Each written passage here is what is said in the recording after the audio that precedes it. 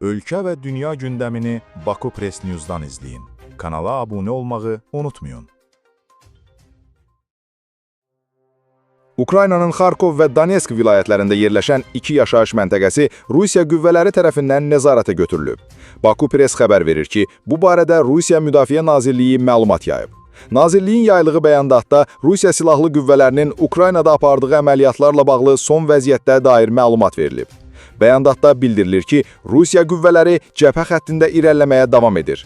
Qərbi hərbi qrupu birləşmələri qəti əməliyyatların nəticəsində Xarkov vilayətində yerləşən Petrovskaya yaşayış məntəqəsini azad edib. Şərqi hərbi qrupu isə irəliləyərək Donetskdə yerləşən Perebudova kəndinin azad olunması prosesini tamamlayıb. Qeyd olunub ki, son 24 saat ərzində Ukraynaya məxsus 164 POA Rusiya hava hücumundan müdafiə sistemləri tərəfindən məhv edilib. Hatırladaq ki, Rusiya Müdafiə Nazirliyi dünən Donetsk vilayətində yerləşən Zaporojye yaşayış məntəqəsinin də nəzarətə keçdiyini açıqlamışdı. ABŞ-ın ötən gecə İranın bəzi nüvə obyektlərinə hücumu İsrailin İrana hərbi hava hücumlarının səbəbkarının ABŞ olduğunu göstərdi. Bunu İran prezidenti Məsud Pezeşkiyan bugün Nazirlər Kabinetinin iclasında deyib. Onun sözlərinə görə, ilk başda ABŞ tərəfi İsrailin İranı hücumunda əlinin olduğunu gizlətməyə çalışsa da, lakin İran silahlı qüvvələrinin qətiyyətli cavabından sonra Birləşmiş Ştatlar özü məsələyə müdaxilə edib.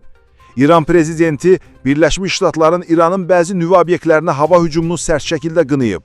İran silahlı qüvvələrinin bugün səhər üçün İsrailə güclü hücumları əslində Amerikanın siyasətlərinə cavabdır. Çünki İsrail təhlükdə İrana təcavüz etmək gücünə sahib deyil, deyə o qeyd edib. İran prezidenti deyib ki, İran vilayətlərində müxtəlif səviyyədə rəsmilər hazırki böhranlı şəraitdə təşəbbüslə vilayət problemlərini aradan qaldırmağa və problemləri həll etməyə çalışmalıdır. Ölkə limanlarında məhsulların buraxılış prosesi sürətləndirilməli, Daxili İşlər Nazirliyi, İqtisadi İşlər və Maliyyə Nazirliyi və Kənd Təsərrüfatı Nazirliyi prosesə dəqiq və davamlı nəzarət etməlidir.